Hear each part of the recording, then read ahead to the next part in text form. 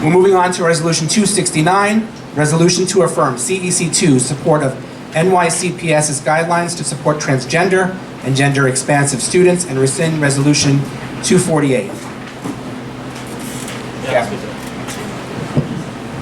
So, Resolution 248 must be rescinded.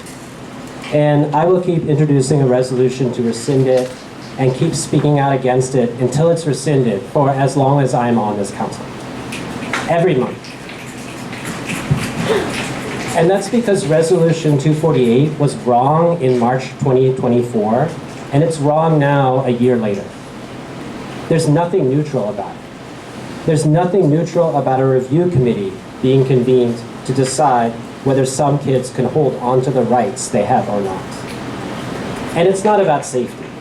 You don't need an evolutionary biologist on a committee, which is what Resolution 248 asked for, to decide whether kids can safely play on a basketball team.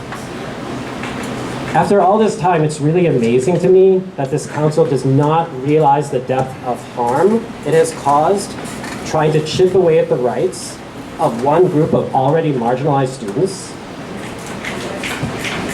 I know many of my fellow council members are sick of this. They want it to all go away. You know, wouldn't it be great if families of cisgender students and families of transgender students could all just come here and talk about grading rubrics and ELA curriculum and state math test scores and school lunches and fair student funding and all those things, and not about who gets to play on what team? Don't you think that all of these families that we represent want that? And don't you think that families of transgender students want those things that families of cisgender students want? And that people that they take for granted, that families of cisgender students take for granted that they can come here and talk about because they're not worried about their fundamental rights here.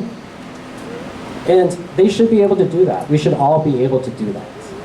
All we need to do as a council is just repeal Resolution 248 and just let people speak. And that's all. Thank you. There are no program presentations this evening, so we'll go to the first public speaker session. We will give each person 2 minutes to speak. If you have not signed up, please sign up. Victor has a sheet. Hello, I'm here today to support Maud Marin's resolution, Common Sense Resolution 248, and to oppose any resolution that seeks to deplete or minimize Maud Marin's resolution 248. I think we're up to resolution 269 insofar as the opposition resolutions. It seems to be Frankensteinian, these opposition motions, because they keep on resurfacing, even though these panelists in this council have constantly and repeatedly voted down the opposition to Resolution 248. My sign, for those of you who cannot see, says CIS equals can't imitate sex. And last month, behind me is going to be a bunch of virtue signaling and baby bullying. This is what's going on every month. People on Zoom usually cannot see it, but it's the standard virtue signaling that goes on every month. Last month, it should be clear that these people do not care about all the children, because last month, Craig had an issue with babysitting his son, and they were shouting him down and minimizing his concern over babysitting his own son. They do not care about all children. They also don't care about the girls in the school sports who do not want to be playing with biological males. I am, as I've said before, an athlete. I'm a female athlete that has been sponsored. I'm speaking up for the girls that say these are not safe spaces for them to come up and voice their opinions. That's why Resolution 248 was established. And you opened up the meeting talking about standardization. We can't standardize grades when we can't even standardize the girls' sports team, when we can't even standardize what a woman is. The solution is simple. The solution is simple. Separate, and this is my last sentence, I'm just going to complete it. Separate the trans-identified youth from the girls. Thank you.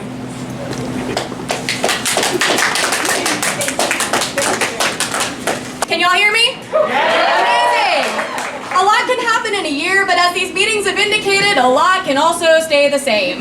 While it is true that Resolution 248 does not hold any real power, the rhetoric behind it speaks volumes and speaks to one of our most vulnerable populations. The message it sends is that trans kids don't belong. I have listened to women who are athletes up here asking you to rescind.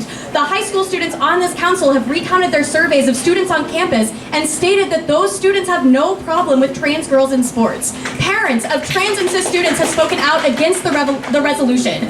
People you say you're trying to protect and speak for are telling you that they do not want this discriminatory protection. So at least be honest, you're not speaking out for them. You're speaking out for your own views, and you're claiming to represent people you refuse to listen to. I understand feeling defensive when someone was angry with you. It's something I've had to work on myself, but I also understand that the consistent discrimination trans people face means that they will rightfully be angry. I implore you to think about where their anger is coming from, as well as yours. I believe that everyone is capable of kindness. So where is this rhetoric coming from for you? I urge you to unpack the ideas fueling your words and choices and learn from the people with lived experiences within the communities you seek to oppress. It's okay to do better when you know better, and I hope that you do. Because I'd rather be at my Wednesday night church choir practice than be here for another year. Yes, you can be religious and also support trans identities. Rescind Resolution 248. Thank you very much.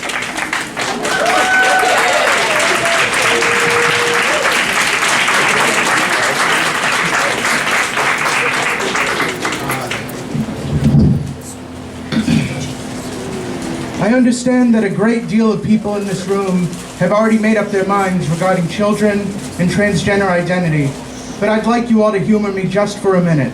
The argument coming from each side of this debate is that the other side is out to hurt children. Instead of continuing this pointless deadlock of opinion, I encourage everyone to consider scientific consensus instead. The American Academy of Pediatrics and the American Psychiatric Association both agree. Supporting transgender children inherently leads to better mental health outcomes. The AAP has reported that affirmed transgender children have lower rates of depression and suicide. The APA has found that gender-affirming care improves well-being and has stated it should not be denied for ideological reasons. And as for the children that end up changing their minds about being transgender, I see these statistics thrown around a lot. The caveat that everyone brushes over is that the reasons for detransition cited are family rejection, discrimination, or lack of support. Being transgender is only a problem for a child if the adults in their lives make it a problem. A school system, an institution of education must be beholden to science, not fear, not ideology. If it is at all possible that children are being hurt by the decisions of adults, we owe it to them to take this issue gravely seriously. This is not the place to push self-interest. Please, the children and only the children must be put first. And to that end, all we can give children, all we owe children is the truth. Thank you.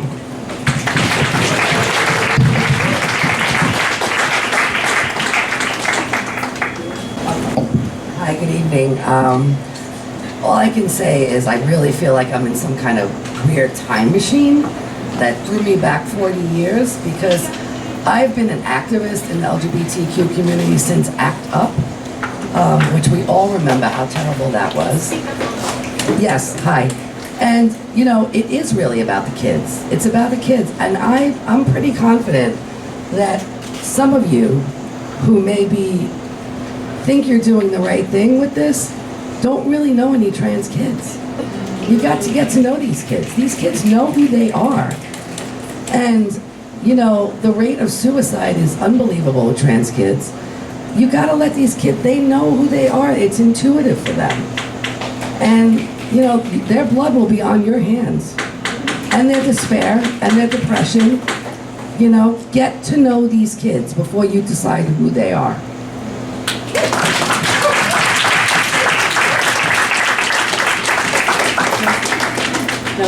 And take this out.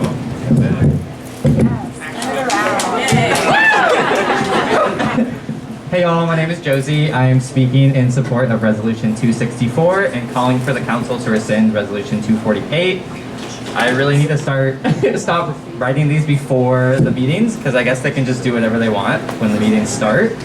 But I would love to start with a chant that I learned from two young trans queens at a rally for trans youth the other week. I'd love if you guys joined me. It goes, if you're queer and you know it, clap your hands. If you're queer and you know it, clap your hands. If you're queer and you know it and you really want to show it, if you're queer and you know it, clap your hands.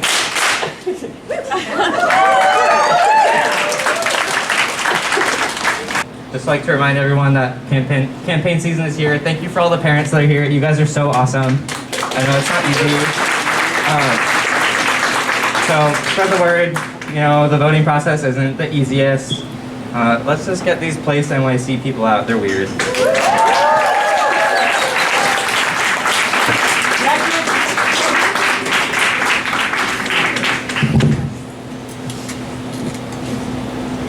Usually when I have a mic, I'm doing karaoke, but I'll spare you. I'm Margie Brinkley, and I'm on the faculty at Bank Street College of Education. And so I've had the absolute honor and delight of educating some of the teachers, administrators, social workers, educational support people here in this district. And I've been teaching child development for 35 years. And a lot of the rhetoric seems to think that trans kids somehow wake up and discover that they're trans. But we know in development that development is a bunch of cumulative experiences. And so just like learning to walk is cumulative, learning to read is cumulative. You don't wake up one day and learn to read. You have all these experiences that begin with the moment that somebody holds you in their arms and talks to you or sings to you. And that helps your social, emotional, cognitive development. And so does gender and gender identity and racial identity. All of those things have a cumulative experience. And so the opportunities that we have as teachers and professionals is to either support children in that development or hinder that development. And the type of rhetoric that we're hearing is hindering that development. And what is going to happen is we're going to end up with children who are self-hating. And we see some of what the results of self-hating are here, and some of the people who are here and hate themselves and are rejecting the community, who are the people who are going to be behind them when somebody tries to take away their marriage or their rights in any other way. Time's been up. All right. Thank you.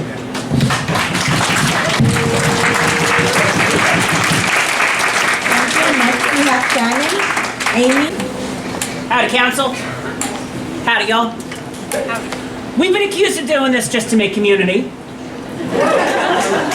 I don't know about you, but this is not the place I would go to build community. There are more fun places. That said, it's been a year. It's been a year since the anti-trans resolution was passed, and I think that's worth noting.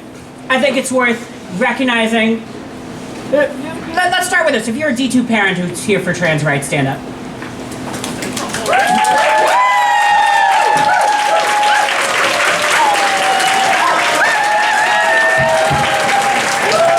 If you are here for trans rights in general, stand up. If you are here for trans rights in general, stand up, whether you are a parent or not.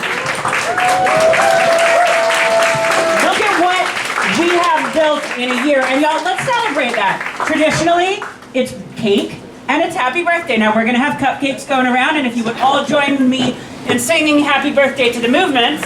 1, 2, 3. Happy birthday to you. Happy birthday to you. Happy birthday to the movement. Happy birthday to you. We will continue to do this until trans rights are represented here, and we will continue to do this throughout New York City. And we do have cupcakes going around, y'all, and we have some for our progressive champions as well. Happy birthday to the movement, y'all.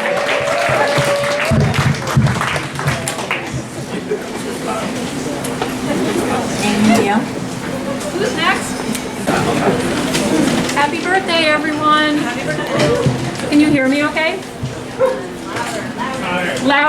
Okay, so a year ago, I started coming to these meetings because of a resolution that said we wanted a conversation. And instrumental in any conversation is listening. And that is what I fail to see every month when I come back here. Hearing testimony, which is expert testimony, you have to say, from educators, caregivers, trans people themselves, board members from other districts, and members of the Department of Education teachers staff. Like, this is a very, very well-discussed, well-rehearsed conversation at this point. And the lack of change on the board just reflects that your minds are made up and that you don't actually care about the facts. This is like arguing about climate change. All the science is on one side, and some other interest is driving the resistance on the other. I think if this board was actually sincere in wanting to protect girls and uplift girls, cis and trans, there would be resolutions in the past year that would have called out the inequity that exists for girls in every district of this city. Socioeconomic status, race, gender presentation are all obstacles in the learning environment that girls are forced to overcome. And I have heard not one word from this board in the direction of actually addressing those challenges. So don't talk to me about wanting to help girls, because I haven't heard anything from you that says to me you care about girls like me or my child. So I just have to call BS on that. And what really blows my mind is that this is an election year, and we have members of Place NYC up on this board who choose chaos over re-election because they are so committed to anti-trans rhetoric and anti-trans policy. So just remember that for parents who are here when they go to vote in the CEC election.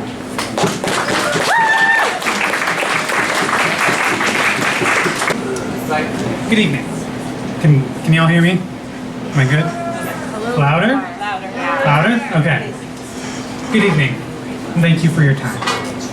My name is Lutz Griffith, and I'm here to shed some light on what things like Resolution 248 do to trans youth. See, I didn't grow up in New York City. I grew up out west, in deep red parts of this country. Places where the kinds of messages that Resolution 248 sends are said by nearly every adult in my life. The trans people are not worth your kindness, your respect, or your love. They are worthy of your hatred and your fear. Funny thing is, that didn't stop me from being trans. See, transness, it's an intrinsic quality of who I am. No less immutable than the color of my skin or the year of my birth. And as puberty rolled around, accumulation of things happened. It made it clear to me I was different. Thinking about how much I wished I could dress like the other girls in class, or being a bit too curious about how my friend was putting on her makeup. And that doesn't mean that that message had no effect on me. I took from that a lesson that I should fear those feelings, that I should see my dreams of acceptance as nightmares, and that I should hate the thing I was becoming. And that does things to you. That puts a blight on your soul that no 14-year-old is equipped to handle. I turned bitter and violent. I fell in with a bad crowd. I did things I'm not proud of to this day. The important part is that there were teachers in my life who intervened and gave me a place where I could be. And this body has a choice. Does it want to be the adults that pushed me towards self-destruction? Or does it want to follow the example of those teachers that it saved my life and that were the reason I saw a college dorm at adulthood and not a jail cell or a coffin? Thank you again for your time.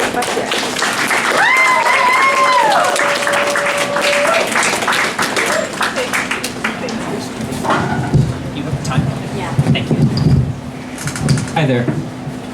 Unfortunately, I'm here to speak as one of those teachers because Resolution 248 and the legislation like it has devastating consequences, not just for trans kids, but for every kid.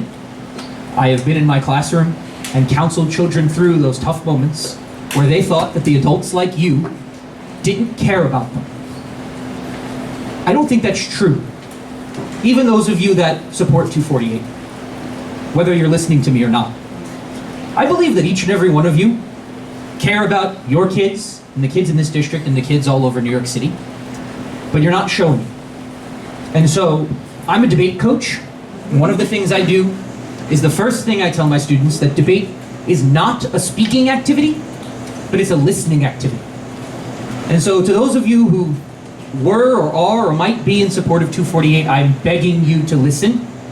To those that have already spoken, to those that will speak after me, because this has consequences that I'm afraid you don't understand, and I am begging you to hear us, to hear the children in your lives, and to hear from those like Professor Brickley and others who may know better than you. Humility is difficult. I've had to learn a lot of it in my life, but I am begging you to listen and to hear and to make a decision that works for all children and not just for the people that helped get you here and not just for the people that you think you're helping. Please, and thank you for your time.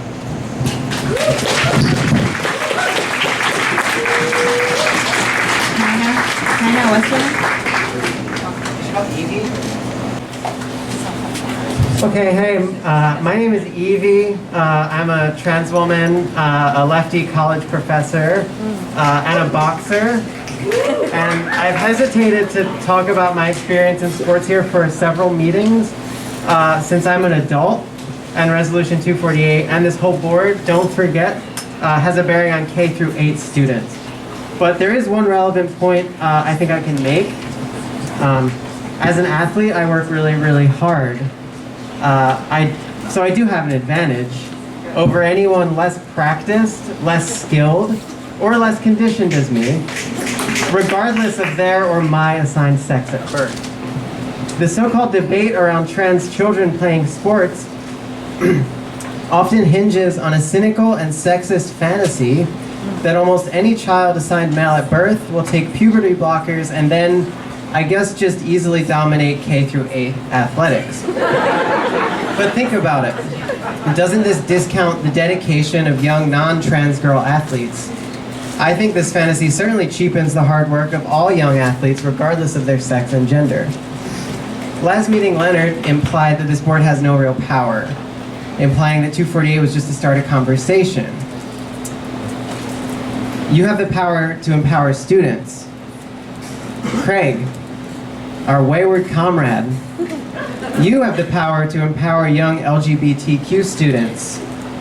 We all have the power to empower young people. Do we really want the narrative to be that no matter how hard girls work at what they love, they will always be beaten by the boys? Or that cis girls should be afraid of the girls fighting tooth and nail to be there alongside their non-trans teammates for a chance to play as equals? If this is the story we want to tell young people, we have lost our way. Because in reality, this story really has no evidence, and it only empowers the further erosion of quality of life for trans kids. Rescind 248, pass 270. Thank you.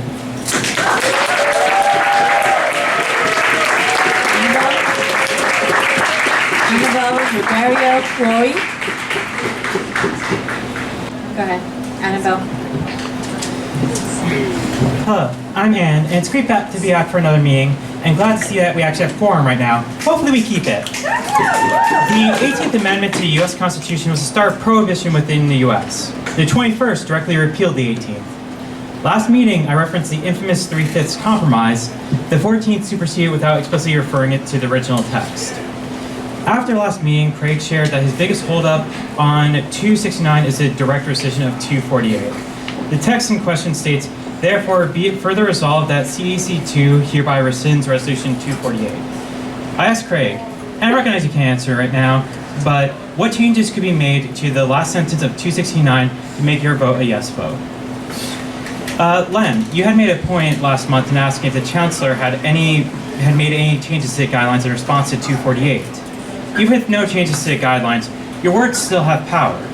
Last time I spoke to this board, I mentioned a study on state laws and their effect on suicidality in queer youth. It's not the direct impact of the laws that affect youth, but how they shape the attitude and behavior of people around them. About a year ago, Next Benedict, a non-binary student in Oklahoma, walked into the school bathroom. In that room, they were attacked by a group of girls who had been bullying Next for days. The floor was painted with their blood, but Next survived. The next day, Next succumbed to an intentional overdose. Next Benedict should have never been attacked. They should still be with us today. We should live in a world where no one has to go through what Next went through. Leonard, what I ask you and the rest of your colleagues, you guys can look me in the eyes, by the way. As a CEC, I ask you to use your power as a CEC board member and as an individual of a community to help make that world a reality. Of the East Village. Thank you. And I am a holder of a doctorate in education with over 20 years of public school teaching experience. And thank you. The reason that I come to you tonight is because I want to talk to you about my experience as a trans kid. All the trans people in this room were trans kids at one point, yes? And policies like Resolution 248, in 1990, when I was 9 years old and I realized I was trans, irreparably changed my life and harmed me. And nobody at the time even knew it. And this is what I want to call your attention to. And nobody at the time knew the harm that it was causing to me because when I was 9 years old, these things existed. I chose irreparably to be safe and do as I think a lot of conservatives want trans kids to do, and just hide who they are and pretend to be something that they're not. And so for the next 33 years, after I realized I was trans, because these things existed, to be a boy, I did my best. I chose. All that he got me was anxiety, as I think a lot of conservatives want trans kids to do, and just hide who they are and pretend to be something that they're not. And so for the next 33 years, after I realized I was trans, I want those of you who are here, I pretended to be a boy, I did my best. To do what it got me was anxiety, depression, try to help confusion, kids in this city, and ultimately think about the fact that an unsuccessful attempt on my own life. 3 or 4 decades from now, when your own memory is serving on this board is who are here, volunteering, a trans person to do what you believe to be is good in their own life, and try to help school kids in this city, to think about the fact that perhaps 3 or 4 decades from now, you're not okay with that, when your own memory of serving on this board is a distant memory, there might be a trans person attempting to end their own life because of something that you did when you passed Resolution 248. And if you're not okay with that, show us you're not okay with that. And show us that you realize that you can listen and you can learn to all of these experts in the room who are telling you you are hurting kids. Show us by rescinding Resolution 248. Thank you.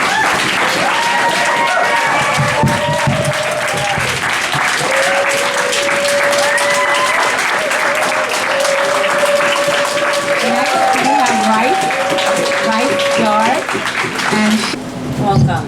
Hello. I did a little rewrite to, I was wondering if I could have a little help from my friends over here. A little rewrite to We Will Rock You. So what I need from you is the music part, right? The bump, bump, bump. And then the chorus.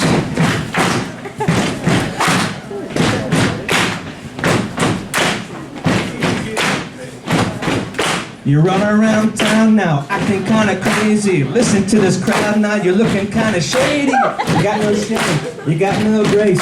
Spewing bigotry all over the place. We will rock you. We will rock you. You wanna drag us down, back to the 90s. Tired old jokes to keep us fighting down there, you got no shame. You got no grace, wearing trans hatred all over your face. We will rock you. We will The other side wants to divide us. They won't divide us. How can they love us?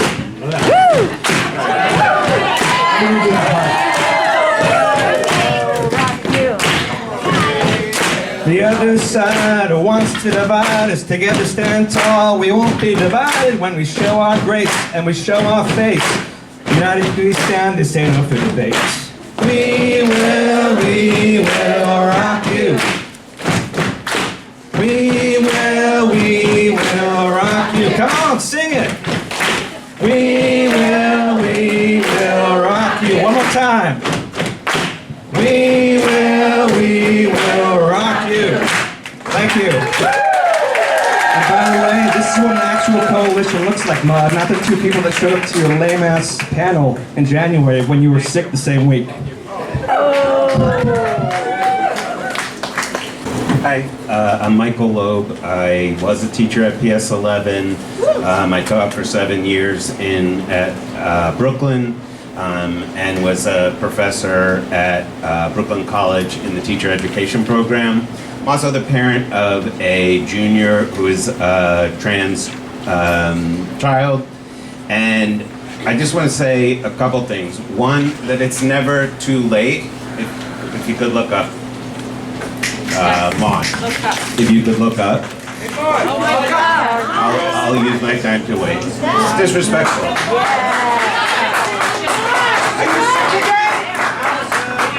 Okay. Thank you.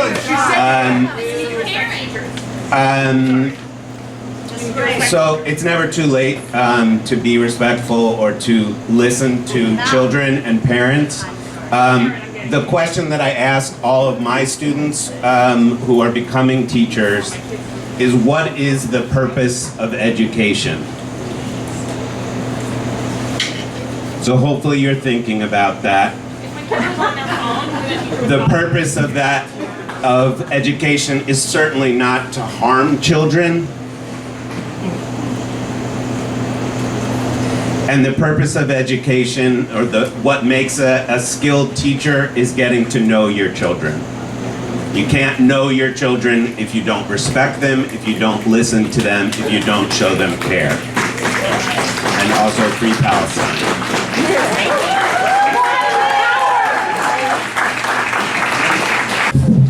I'm the parent of a trans kid who attended last month's CEC 13 meeting where they passed a resolution against Trump's anti-trans executive order. Do you know what happens at CEC 13 meetings? They offer childcare. They feed you empanadas. They introduce resolutions, talk about them, and then they vote on them without any drama. There's no mob there who screeches about trans girls playing sports. There's no Charles that yells at a Gavin. There's no Daniela who stares at her phone the whole meeting because she has no respect for parents, children, or doing her job.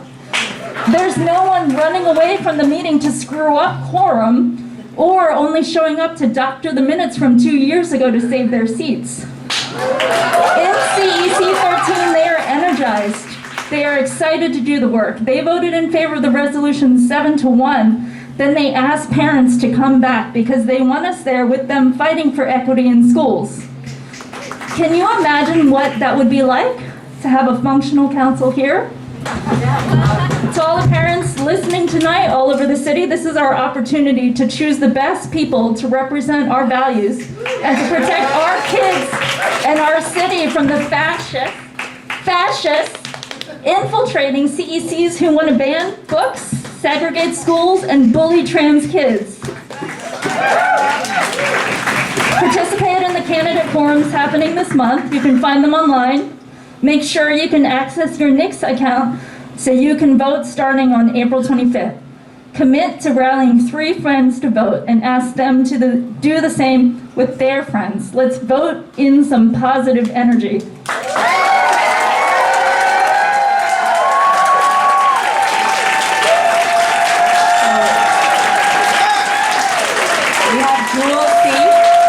As the last speaker in the public session, Jules, see? Did you skip Rice? I thought you said Catherine. Hi, my name is Rice, and I go to Stuyvesant High School. So I've been asked by my peers and adults for support with queer dilemmas in my school. I work by helping my community become more assisting for queers and transgender people because some of them have parents who don't want to support their decisions or have people like adults in their life that also don't want to support their decisions. We are who we are, and being a child shouldn't mean that we are unheard or need iron-tight boundaries over our rights. My friends and schoolmates don't deserve to stress about what adults think about their rights and how they cannot get support on top of academic stress. Love your kids for who they are and support them, or they'll live the life that they want without you. Rescind 428. Thank you.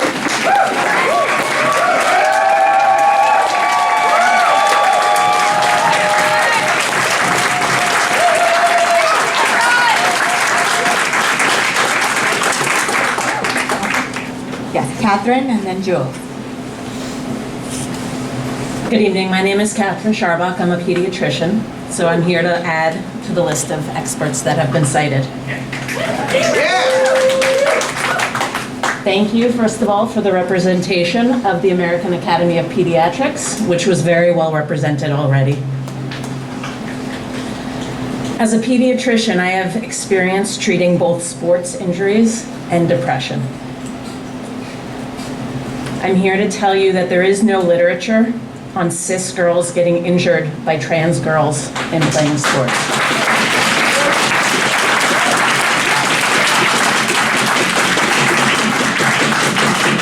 There is, however, extensive literature on depression and suicide among trans youth. There is also extensive literature on trans youth being injured physically and emotionally by other people. Othering kids marginalizes them and empowers bullies. Othering any child makes all children feel vulnerable.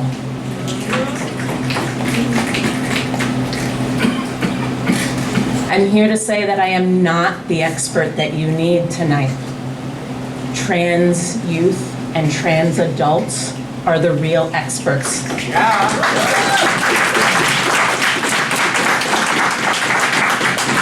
Please listen to them. Please respect them. Please protect them. Please rescind 248. Jules. That was Catherine and then Jules, please. And that's, yeah. Hi, everyone. Whoa, Jesus Christ. All right, that's part of my time. That's my time. My name is Jules, and I am here even though I really don't want to be. And I see that many of you are pained by seeing all of us month after month. We don't want to be here either. If you could just rescind and actually care about students, which also has me thinking of, I truly don't, this panel does not seem representative of neither the students nor the families in this district. From look at the, my math isn't that great, but when we have people stand up, I know you hate, some of you don't like trans kids, but the fact that you don't like transparency and the shenanigans that happened at the beginning of this meeting was completely nonsense. I feel like you were pulling a Cher, if I could turn back time, who by the way has a trans child, but again, you probably wouldn't recognize that. I don't think, I want to invite you to talk to children. I work mostly in elementary schools, and when I go to a school, I look and sound like this. I got a low voice, short hair. I usually get, are you a boy or a girl? And I'm like, I'm a girl. What are you, boy or girl or something else? And then they move on. One time a kid was like, are you a man or a lady? And I want to be like, I ain't no lady, but we got through it. And 5-year-olds can understand it, and I'm not really clear why y'all can't. And to that point, I'm going to show you a picture of a child who would be in a K-8 school, and what kind of sports should this child be playing? Would you have a way of finding out without asking to see this child's genitalia, or how would you know gender of this child? Or do you insist on seeing a child's genitalia to know what sports they're supposed to play when they're in K-8 schools? Again, this is a child and you don't have a clue of what their gender is, so it's freaking icky.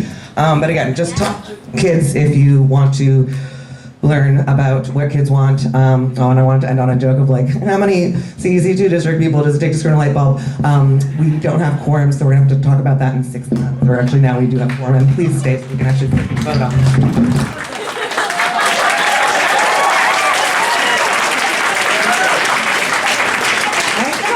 Thank you. That concludes the public session, and I'll give this back to you. Thank you. Thank you. Thank you, everybody, for mostly staying to the 2 minutes. I appreciate that. We'll go on to the President's report. Thank you, and good evening, everybody. First, I want to thank PS 183 for hosting us. Thank you to the principal, Mr. Woodard, who could not be here tonight, stays tonight, and his staff for your hospitality.